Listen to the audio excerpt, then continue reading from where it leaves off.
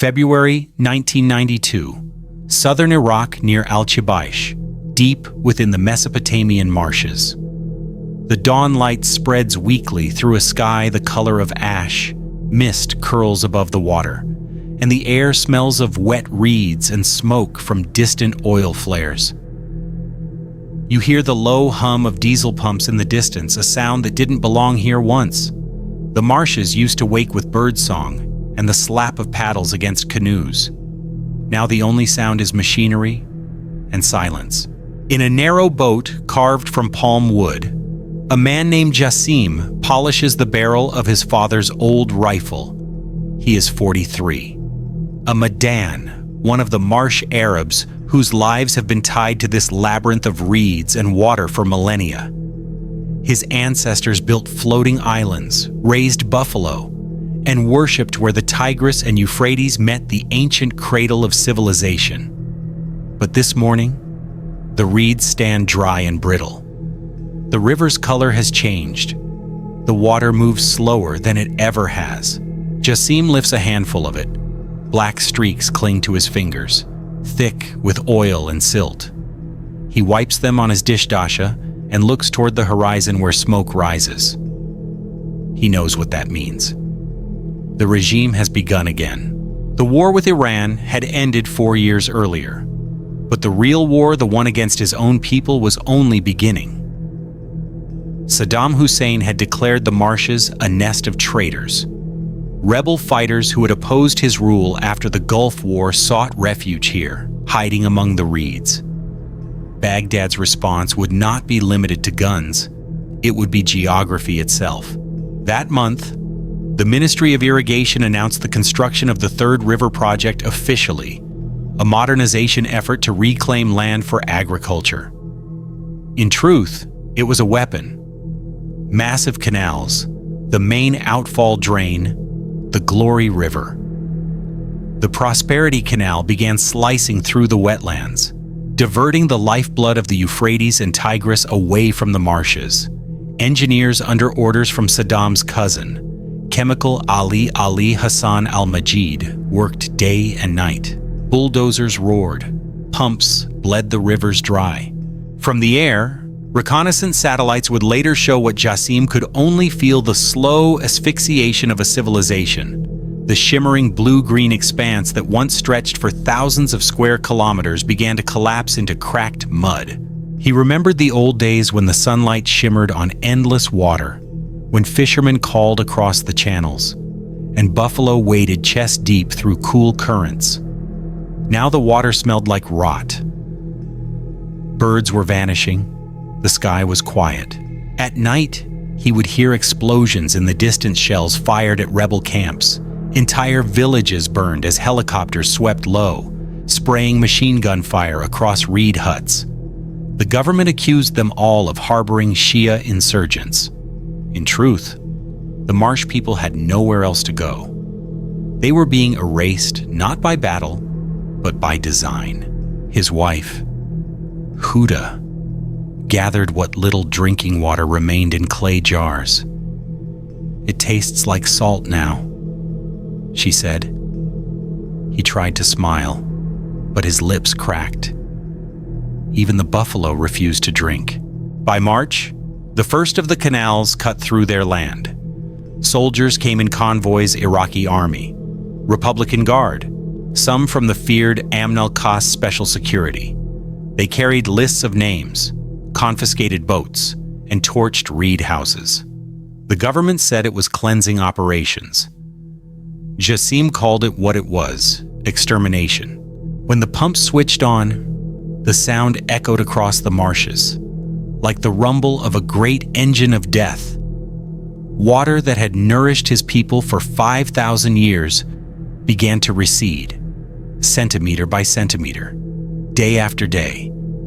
Fish floated belly up in the shallow pools. The air thickened with the stench of decay. The once endless horizon of water turned into a mosaic of dust and salt. Huda knelt beside what used to be their front dock, now cracked earth. She whispered to her son, "This was once paradise." The boy didn't answer. He was staring at a stranded buffalo, its legs sinking into the mud, crying in pain. At sunset, Jassim climbed a half-dead palm tree to see how far the water had gone. From up there, he saw smoke plumes in every direction, burned villages, army checkpoints, and the new embankments that choked the life from the rivers. He realized then that there would be no going back. The marshes were dying, not from drought or neglect, but from vengeance. Saddam's engineers had turned rivers into weapons, the environment itself into a tool of punishment. That night, Jassim took his family and fled eastward, toward the last patches of wetland that still shimmered faintly under the moon. Behind them, the sound of pumps continued without pause, like a machine consuming the soul of a nation. By the spring of 1993, the sound of the pumps had become the pulse of death itself, a constant mechanical heartbeat echoing across the emptied basin. The air, once heavy with humidity, was now sharp and dry. Cracks spread across the earth like veins of old scars. The river, that ancient serpent of life that had once carried the stories of Sumer and Ur, now whispered only in fragments. Through channels too shallow for fish, too toxic for birds, Jassim and his family had made it to a cluster of surviving reed huts near Al-Hamar, one of the last holdouts still resisting the desert's slow invasion. There were maybe 30 families left. They lived like ghosts, moving quietly, surviving on salted fish caught from what little brackish pools remained. Their canoes were stranded half a kilometer from any navigable water. The children's feet cracked from the salt crusts that formed on the mud. The marshes that had once covered nearly 20,000 square kilometers were now shrinking faster than anyone could comprehend. The satellite images unseen by those who lived there revealed an apocalypse from above within 2 years. Over 90% of the wetlands had vanished. But down here, on the ground, apocalypse smelled like oil, rot, and smoke. One evening, as the last light bled red across the horizon, a helicopter appeared. It hovered low, its rotors chopping the air into a violent hum that sent dust swirling. Jassim froze. Everyone knew that sound. It was not the Americans. It was not rescue. It was Saddam's men. The gunships circled once, then unleashed a barrage of rockets into the reed huts at the edge of the camp. Fire erupted, instantly dry reeds igniting like straw.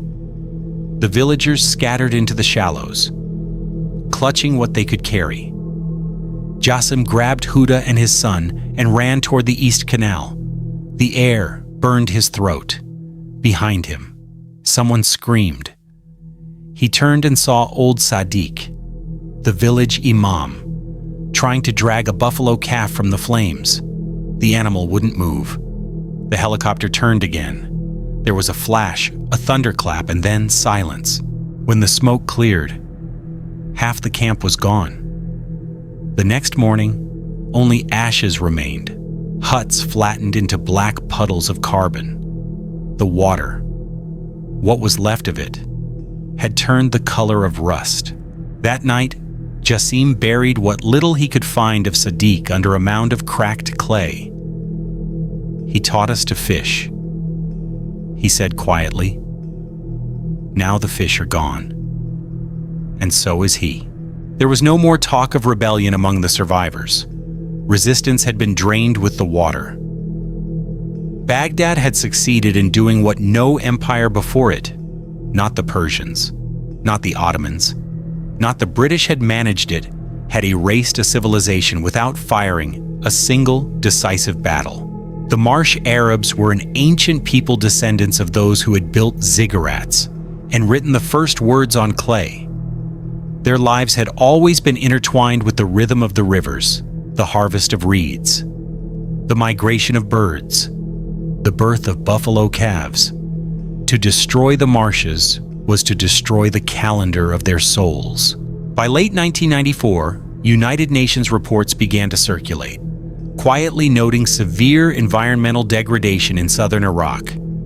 The regime called it progress reclamation, new agricultural zones. But in truth, the soil turned saline within months, incapable of supporting even barley. Villages that had stood for centuries were abandoned, their people scattering north to Basra, Amara, or across the border into Iran. In exile camps near Avaz, Iran, humanitarian workers documented the arrivals. Families arrived barefoot, covered in dust, carrying nothing but fragments of mats, cooking pots, and faded photographs sealed in plastic. One aid worker wrote in her notes, "They speak of water as if it were a lost god." Jassim was among them. His son had grown thin and coughed often, the taste of oil still in his lungs. Huda had stopped speaking altogether. Sometimes at night, she would hum songs from the marsh lullabies that once floated across the water when the moon was full. Now her voice cracked in the dry air.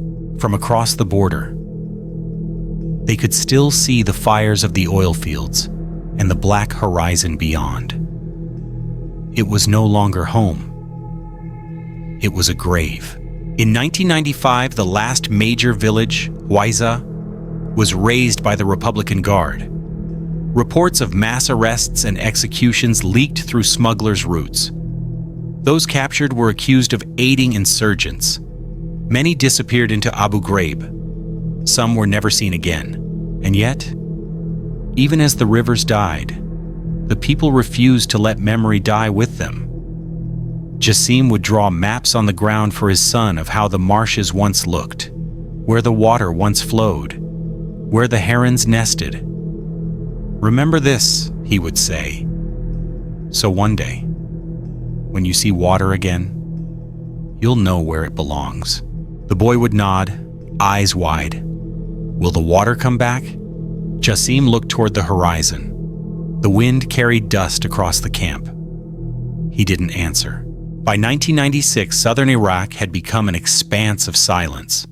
The Mesopotamian Marshes, once the largest wetland ecosystem in Western Asia, now lay bare under a burning white sky. Where birds once clouded the air, there was only dust. The wind carried the faint, bitter scent of sulfur and dead fish. You could walk for hours and never hear another voice. Only the faint crackle of salt crust underfoot, the hiss of dry wind passing over bones, buffalo bones, bird bones, human bones, all half buried in the gray sand. From the window of a United Nations helicopter surveying the region that April, Dr. Azam al-Mufti, an Iraqi hydrologist in exile, looked down and wept silently. What he saw from above was not a landscape, it was a scar. Dozens of canal grids carved the land like surgical wounds, cutting across what had been the Hammer, Central, and Huaiza marshes. The river's flow had been strangled, redirected into artificial channels that led nowhere. Pools of stagnant black water shimmered under the heat, thick as crude oil. He remembered paddling through these waters as a boy, his father teaching him how to read the current by the way reeds swayed. Now the reeds were brittle spines, snapping in the wind. "The marshes used to breathe," he said to the flight engineer. "Now they're suffocating." On the ground, few remained. The regime's campaign had achieved its silent goal: depopulation. The Madan were labeled bandits, their villages erased from official maps. Satellite images in Western archives showed only emptiness. No homes, no boats, no buffalo trails. But not everyone was gone. A handful of families still lived in the ruins, clinging to the memory of water. Among them was an old woman named Zara, the last matriarch of her clan. Her eyes were clouded with age, her face carved by the sun. Every morning, she walked to the dry channel that once carried the Euphrates. she would kneel, touch the dust, and whisper prayers in Arabic and Sumerian words passed down through generations. Ya May, Ya Ruh al-Ard, O water, spirit of the earth.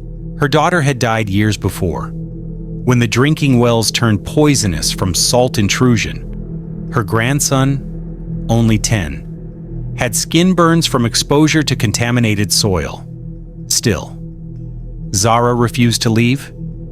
If we go, she said to the last remaining aid workers who visited her in 1997, who will remember this place's name. That year, the United Nations Environment Program classified the destruction of the Iraqi marshes as one of the worst environmental catastrophes of the 20th century. But those words never reached the people living amid the wreckage. They did not read reports. They lived them. Every day brought a new layer of desolation. The wind carved dunes over the bones of buffalo. Reed huts collapsed under their own dryness. Even the air seemed hollow, as if it had forgotten how to carry sound. Far away, in Baghdad, propaganda continued. The regime released images of new agricultural projects and modern irrigation channels on state television. Announcers called it the miracle of the South. But no crops grew there, only salt, only silence. In the refugee camps across the border, Jassim's son began sketching using charcoal and pieces of cardboard salvaged from aid boxes. He drew rivers, boats, and birds, things he barely remembered. Jassim watched him silently, torn between pride and sorrow. When we return, the boy said, I will draw the marshes again the way they were. Jassim nodded, but he didn't speak. He no longer believed in return. Then, one night in late 1998, a rumor spread through the camp Saddam was building a new dam near Nasiriyah. The last living veins of water would soon be sealed. A woman began wailing, her voice cutting through the desert air. Even the dead, she cried, will thirst. That was the final breath of the marshlands. By 1999, less than 10% of the original wetlands remained. The fish were gone, the buffalo extinct in the wild. The Marsh Arabs, once numbering 500,000, were scattered across Iraq, Iran, and beyond. Their songs, their rituals, their floating islands, everything turned to memory. When the new millennium came, the satellite images looked like those of another planet. The Garden of Eden, some called it once. Now it was a wasteland, a black wound, visible from space. And yet, even desolation leaves an echo. In 2003, after the fall of Saddam, when coalition forces entered the south, they found fragments of that echo-shattered pottery, burned canoes, the outlines of reed houses pressed into the soil like ghosts of a vanished people. Jassim returned once, briefly. He was older, thinner, and carried the exhaustion of a man who had seen his world turn to dust. Standing on the cracked riverbed, he looked around at the ruins of his village. He knelt, dug his hand into the earth, and found it still damp beneath the crust. He smiled faintly. It's still here, he whispered. Under all this, it's still here. The wind answered with a low sigh, moving across the empty land carrying, perhaps, the last breath of the marshes that once fed the cradle of civilization. Spring, 2003. The war came again, but this time, the sound of it carried something else. Thunder over Basra. Convoys rumbling through the southern plains. Bombs over Nasiriyah. And when the dust settled, the statue of Saddam fell. For the first time in decades, the marshes, what was left of them, were free from his hand. In the weeks that followed, the surviving Madan began to return, walking back through the cracked plains where their rivers once ran. Some came on foot from Iran. Others came from refugee camps in the north. They carried no weapons, no banners, only buckets and shovels, and the impossible hope that water could return to a place that had forgotten how to breathe. Jassim was among them. His hair was gray now, his hands rough and scarred. His son, now a grown man, walked beside him. Together, they stood before the levee's massive earth walls built years before by Saddam's engineers and began to tear them open. It took days. The soil was hard as stone. But when the first trickle came a thin, muddy line that glistened under the sun, people wept. The river was coming home. Across southern Iraq, one village after another did the same. They destroyed the dikes, broke the concrete channels, and let the water flow again. American soldiers looked on, confused, unsure why these men and women barefoot, hungry, sunburned were cheering at what looked like a flood. They didn't know it was resurrection. Satellite images from May 2003 showed it clearly, patches of blue, returning to the map where there had been nothing but gray for a decade. By 2004, nearly 1/5 of the marshlands had reflooded. Buffalo returned, wandering through the shallow waters. Birds, absent for a generation, began to circle overhead again. But the water that came back was not the same. It carried poison residues of oil, fertilizer, and years of chemical runoff. Still, it was life. Imperfect, fragile, scarred, but life. Jassim's son built a new canoe from driftwood and tar. When he pushed it into the water for the first time, the boat rocked as if unsure it remembered how to float. He looked at his father. "Do you think it will stay?" Jassim smiled faintly. "If we do." For months they worked planting reeds, clearing channels, guiding water into the old veins of the marsh. Aid groups came UNEP, Nature Iraq, the Amar Foundation. Scientists and hydrologists began documenting the slow return of biodiversity. The Black River was breathing again, but ghosts lingered everywhere. Beneath the returning waters lay villages buried in silt, the remnants of reed houses, the bones of animals, and sometimes human remains. The marshes were a graveyard disguised as a rebirth. Huda never returned. She had died in exile years earlier, her lungs scarred from pollution and grief. When the first water reached their old village, Jassim carried a small clay jar containing her ashes. He opened it and let them fall into the current. "Now," he said softly, "you can go home." Go. The wind carried the scent of wet earth, that scent that once defined life here. The buffalo bellowed in the distance. For a brief moment, it felt as if the old world might return. But the years that followed were not kind. Climate change, upstream dam projects in Turkey and Iran, and ongoing instability in Iraq once again began to dry the marshes. By 2010, much of the progress had reversed. By 2020, only about 40% of the wetlands remained, struggling to survive amid drought and mismanagement. Still, the people stayed. They built houses on stilts again. They raised water buffalo again. Children learned to paddle through the shallow reeds the same way Jassim had once done, long before the Black River. One evening in 2021, as the sun set over Chibayish, Jassim sat by the water's edge. His son was fishing nearby, his grandson playing with a small wooden boat carved from palm wood. The air shimmered with insects, and the surface of the water reflected the sky like glass. The old man smiled. "The river remembers," he said. "Even after everything we did to it, it still remembers." His son looked at him, and us, Jassim, looked out toward the horizon, where the reeds swayed in the wind. We remember too. That's why it lives. He watched the last light fade into the water, the same water that once died. that once turned black with vengeance and oil. Now, it carried his reflection and hers. The marshes breathed again, slowly, painfully, like an old heart relearning its rhythm.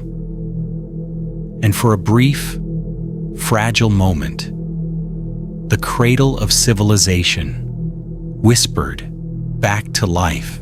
By the late 2010s, researchers, environmentalists, and survivors began to gather the evidence to give names and numbers to what had been lost. The destruction of the Mesopotamian marshes was no longer just a tragedy whispered by exiles. It had become a case study in what the world now called ecocide, the deliberate annihilation of an ecosystem as an act of political punishment. In 2011, a report by the United Nations Environment Program detailed the scale of what Saddam's regime had done. Over 7,500 square miles of wetlands drained. Over 300,000 Marsh Arabs displaced, many to the cities, some to exile camps. Others simply vanished. Entire species wiped from the region: the Basra reed warbler, the smooth-coated otter, the marbled teal, the cradle of civilization itself, the land between the Tigris and the Euphrates reduced to desert. Dr. Azam al-Mufti, now a leading hydrologist working with UNEP, called it a cultural genocide carried out through water. And he was right.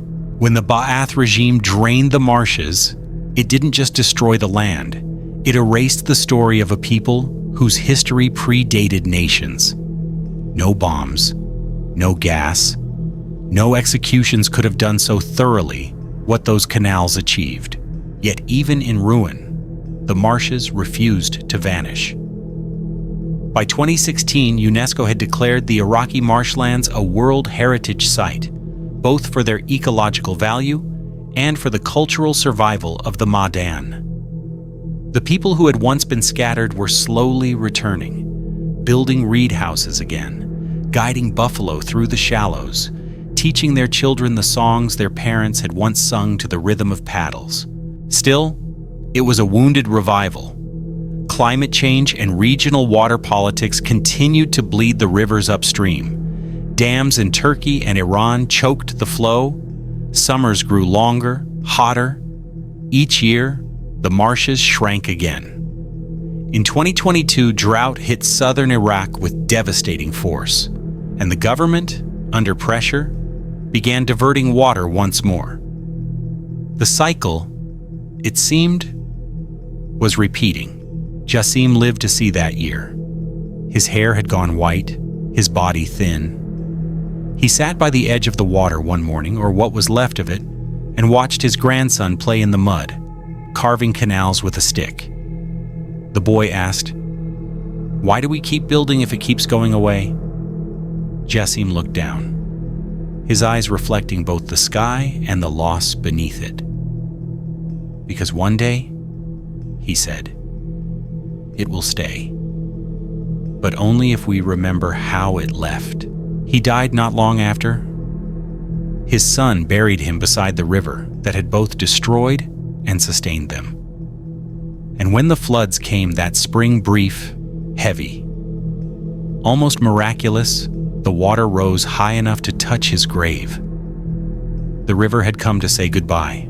Today, if you travel to the marshes near Chebayish, you will see something strange: life and death intertwined. Buffalo still graze in shallow water. Children paddle canoes across mirrored surfaces. But walk a little farther, and you find the skeleton of a pipeline, a rusted pump, or the cracked shell of an old reed house swallowed by the earth. The Black River is gone, but its shadow lingers in every ripple. The Iraqi marshes remain both a warning and a miracle. A warning of how easily humanity can turn creation into a weapon. And a miracle, because despite everything war, dictatorship, and time, the land still fights to live. In 2025, environmental scientists estimated that only 40% of the wetlands survive today. The rest is dust, reclaimed by salt and heat. But those who remain, the few thousand Madans still living in the marshes, continue to rebuild. One reed, one drop, one memory at a time. Their existence is resistance, and perhaps that is the truest legacy of the Black River, not its destruction, but its defiance. The story of a people who refuse to let silence win. Because even when the rivers turn black, the human soul still remembers the color of water. Between 1991 and 2003, Saddam Hussein's campaign to drain the Mesopotamian marshes led to one of the greatest environmental and cultural destructions in modern history. Over 90% of the wetlands disappeared. An estimated 400,000 Marsh Arabs were forcibly displaced or killed. Entire ecosystems, migratory bird routes, endemic fish species, buffalo populations collapsed. The soil salinity increased by more than 20 times, rendering large portions of southern Iraq barren. The regime never faced international prosecution for this act, though many experts argue it constituted both war crime and crime against humanity. 2 decades later, Iraq continues its struggle to restore what was lost. Restoration projects aided by UNEP, USAID, and local NGOs have succeeded in partially reviving the wetlands, but without regional water cooperation, the future remains uncertain. Climate change and upstream damming threaten to finish what Saddam began. And yet, amidst the ruins, life persists. Buffalo return, birds nest. The water reflects the sky once more. The question remains one that echoes beyond Iraq, beyond this century.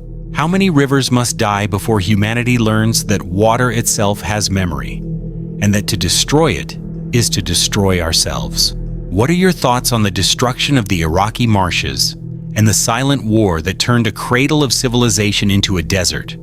Share your thoughts in the comments below.